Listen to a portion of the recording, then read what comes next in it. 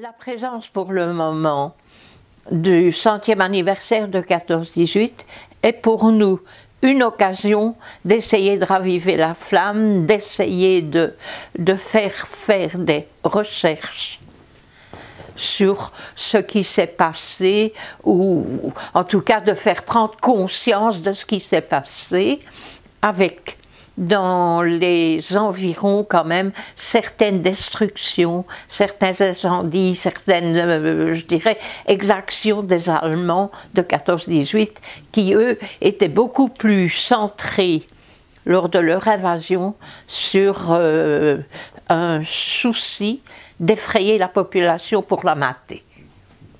Je suis encore allée hier à Randeux, par exemple, qui est donc une localité voisine de Marche.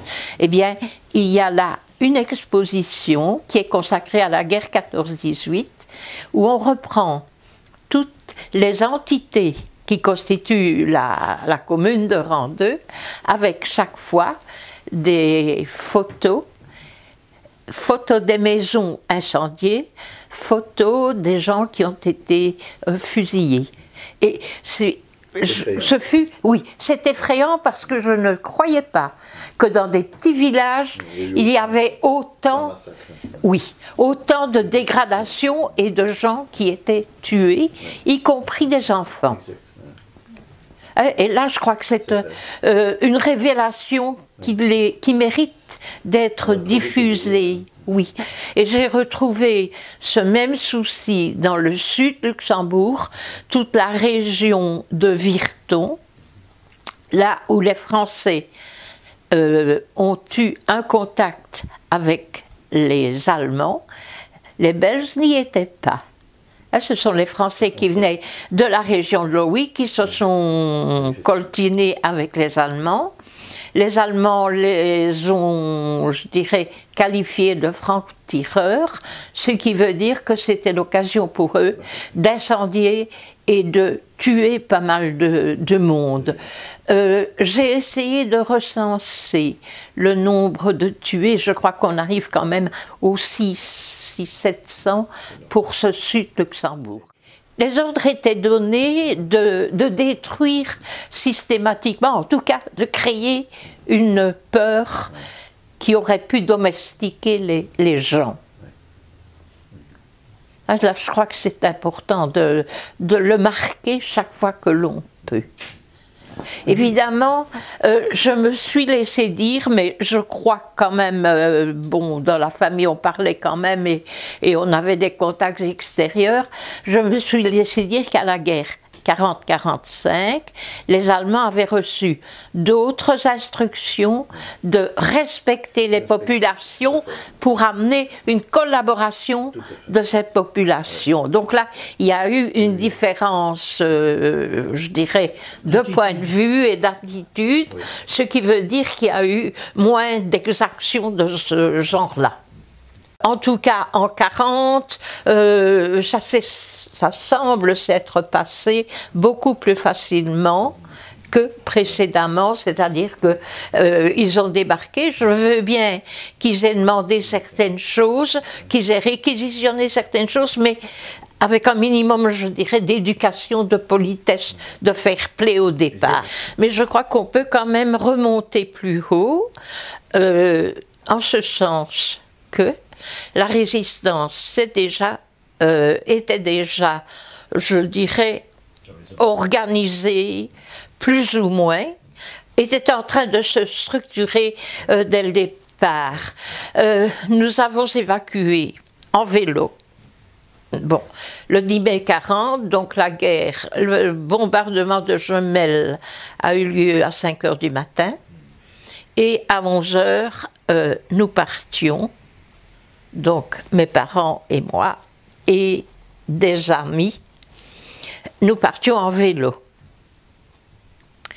Nous sommes arrivés, les amis, les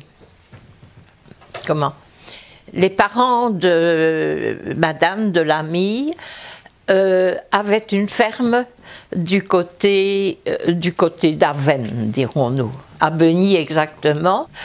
Et dès le mois de septembre, papa a été contacté. On a sorti les premiers journaux en septembre 1940, c'est-à-dire qu'on a sorti La Résistance par groupe de, comment dirais-je, de liasses de 500 feuilles. Alors, ces feuilles étaient imprimées à marche. Elles étaient imprimées chez les pères franciscains, je crois. Je n'ai pas tout à fait la certitude, mais c'est toujours ce qu'on m'a dit. J'avais 13 ans à ce moment-là, donc je ne peux pas dire que j'ai toujours été fort impliquée. Les parents étaient impliqués, moi je vivais. Donc, je le sais, quand on me disait va faire ceci ou ça, je le faisais. Mais de toute façon, j'ai fait des choses, mais ce n'était jamais des grandes histoires, puisque j'étais la gamine quand même dans la maison. Hein. Mais en réalité, donc, depuis septembre 40, papa, qui travaillait à Salzines, près de Namur, recevait mensuellement un paquet de 500 feuilles qu'il allait livrer à Namur. Hein, donc, c'était boulevard d'Herbat, donc c'est encore assez précis. Et alors, c'était assez, pas amusant, mais enfin, bon, papa portait les feuilles. Et il en revenait 6 ou 7 par une autre voie, donc on savait qu'était arrivé en marche telle chose sur la Résistance. Ah bon, il est arrivé ça, tiens, qu'est-ce qu'on dit, etc. En réalité, donc, ils avaient fait le trajet vers Namur. Il y a automatiquement des glissements qui se font. Quand je prends mon père était volontaire de guerre, de la guerre 14-18. Il y avait quelqu'un, François Lignon, qui était de son âge, il y avait Albert Royis, donc c'était des gens mûrs. C'était les aînés, quoi. Oui. Et alors, il y avait toujours, oui, et qu'il y avait toujours ce souci de protection, et à l'intérieur du camp même, ce n'était pas non plus des gamins qui avait la... Oui. Il y avait Jean Désert, Johnny, il y avait Jack, qui était un Anversois, qui était aussi... Donc, automatiquement, il y avait une discipline au sein des différents corps. Mais je voudrais quand même revenir sur l'avant-guerre. Je crois qu'on attendait la guerre. Je vais vous donner, comment dirais-je, un peu un aperçu de ce que j'ai ressenti avant-guerre. Pratiquement, papa a toujours adhéré à la FNC-FNI, donc combattant, ancien combattant et invalide. Et avant-guerre, on avait collecté et on avait fait même à Marche une séance de cinéma pour récolter de l'argent pour l'avion des 9 provinces. C'est-à-dire que chaque province belge s'était engagée à fournir un avion ou à essayer de fournir un avion à l'État belge. Donc là, nous sommes avant la guerre concernés. Second élément, on avait demandé au chemin de fer, aux cheminots, dirons-nous, ce qu'ils comptaient faire si la guerre venait. Et papa avait dit, nous partons. Donc, pour Salzines, il était quelqu'un qui partait. Et c'est comme ça que nos sacs étaient prêts avant et qu'à 11 h, nous quittions Marche en vélo pour partir et ne pas revoir les Allemands. Donc, on était à ce point quand même tendu, d'autant plus que la France était en guerre, qui avait eu tous les éléments bon, internationaux, il y avait eu quand même Munich, etc. Donc là, on savait qu'elle arrivait. Donc là, il y a eu une préparation morale, je dirais, oui. Je voudrais quand même bien raconter une histoire assez amusante et qui nous mettait à l'abri de problèmes, je dirais. Il y avait eu, ça doit être fin 42, peut-être début 43, je ne saurais pas donner la date exacte. Il y avait eu un petit attentat. En réalité, notre rue est une rue peu longue qui joint la chaussée principale, je dirais le centre, la rue du commerce, à la place aux foires. C'est une rue qui part en Y et se retrouve. Bon. Il y avait, nous habitons ici, se trouve là la commandanture, et à 2 maisons au-dessus de moi se trouve la maison des Bruns, des Wallonies. Oui. La Légion wallonne. La Légion wallonne. Donc, il y a eu attentat en ville. Le bourgmestre a été, je dirais, à un moment donné, otage. Et puis alors, quelqu'un s'est dénoncé, qui a été envoyé et qui n'est jamais revenu, évidemment. Toujours est-il que, à la suite de cet attentat, les Allemands ont décidé que les hommes dans la force de l'âge, c'est-à-dire de 21 à 50 ans à peu près, seront obligés de patrouiller 2 heures, nuit et jour, dans la rue pour préserver la sécurité. Oui, hein, pour préserver la sécurité de la maison wallonne. Ouais. Ce qui veut dire que, donc, la ville de Marche à ce moment-là compte à peu près 4000 habitants. Ce qui veut dire qu'on se connaissait.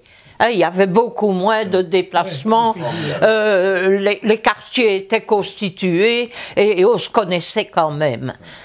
Et alors, les gens patrouillaient, ce qui veut dire que, entrez vous chauffer un petit peu, boire une tasse de café, attention, du malt, hein, c'était de la chicorée ou du malt, peu importe, mais enfin, on faisait entrer. Ce qui veut dire que, avec ce va-et-vient, avec des gens qu'on invitait, venez boire ceci ou venez cela, ça voulait dire qu'il pouvait entrer des gens à la maison, ça ne paraissait pas suspect. Ça ne semblait pas drôle, puisque on recevait n'importe qui, n'importe quoi.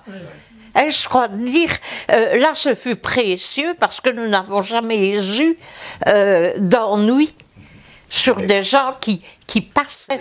Les gens venaient volontiers, je viens de chauffer 2 minutes si c'était l'hiver. À propos de réaction vis-à-vis des Allemands et des Belges même, qui montrent quand même aussi une différence de mentalité. Bon. Un ami, donc François Lignon, vient, je ne l'ai su qu'après la guerre, hein, vient près de maman et dit: nous devons aller dans les bois d'Augne. Donc ça fait à 10-12 km de marche. Vélo, et on va dans les bois. Et ils vont dans les bois d'Augne. Donc, arrivés dans le bois à un certain endroit, ils entrent dans le bois, on dépose les vélos. En réalité, il y avait dans un abri des gens qui se cachaient et qu'on devait transmettre le lendemain dans un camp. Et alors voilà nos deux qui avancent quelques pas après avoir déposé leur vélo, et maman tombe avec des bûcherons, dont un de Mars. À ce moment-là, la moralité devait être quand même autre chose que ce qu'elle est maintenant. Donc, maman a continué son chemin avec M. Lignon. Hein, donc, ils ont continué. Et puis, alors, un peu plus loin, lui est parti dans la cahute où ils étaient. bon, ben, ça s'est passé comme ça, ils sont revenus, ils ont repris leur vélo. Et alors après la guerre, maman revoit le bûcheron en question et lui dit, ben, vous vous souvenez que vous nous avez vus, hein, vous m'avez vu avec monsieur Lignon. Dit-il, finalement, on s'est quand même rendu compte qu'il n'y avait plus le lendemain de personne dans la cabane. Alors on a cru. Oui, mais c'eût été quelqu'un qui était un délateur. Ah oui, vous étiez chocolat. Ils étaient chocolat tous les deux. C'est assez curieux, hein, et maman avait surtout envie de soulager sa conscience et de voir. Ce n'était pas l'habitude à ce moment-là de sortir avec le mari de l'ami, dirons-nous. Hein, c'est une mentalité qui n'existe plus maintenant. Les conceptions sont différentes, ont évolué. Je crois que ça mérite quand même d'être souligné dans l'optique actuelle. Donc, il y a là des choses qui méritent d'être exploitées, ne fût-ce que pour rendre les jeunes conscients de ce qu'est la guerre, d'autant plus que, pour le moment, il y a la guerre en Syrie. Donc, c'est l'occasion de faire percevoir la violence qui se dégage. Je crois que c'est vraiment important de le dire et de le marquer. Si je pars des contacts que j'ai pour le moment, je m'occupe du groupement des associations patriotiques de Marchand-Famenne, ce qui veut dire que nous essayons d'organiser le maximum de cérémonies. Nous venons de terminer le relais sacré, l'armistice, c'est la fête du roi. Donc, notre but, c'est d'essayer de maintenir le flambeau dans les jeunes générations et de ne pas laisser partir les générations moyennes. Car on s'aperçoit qu'au moment où les cérémonies se font, on mobilise les enfants des écoles, et puis on mobilise des gens plus âgés qui ont eu des éléments transmis par les grands-parents, les parents, et entre les deux, c'est le vide absolu et c'est difficile. Sur le plan des écoles, les enfants sont fort intéressés, mais quand on les renvoie chez eux, les parents ne sont pas toujours conscients, ni disposés, ni informés pour pouvoir former les enfants. Donc il est important d'essayer de leur dire, de les faire rechercher, d'éduquer un tant soit peu les instituteurs, ne fût-ce que par une conférence, en tout cas essayer d'amorcer un dialogue.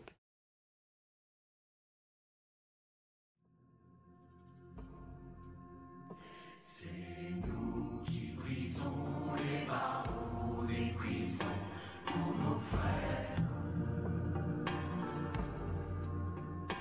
La haine à nos trous, c'est la faim qui nous pousse, la misère. Il y a des pays où les gens au creux du lit font des rêves. Ici, nous vois-tu, nous on marche et nous on tue, nous on crève. Ici, chacun sait ce qu'il veut, ce qu'il fait quand il passe.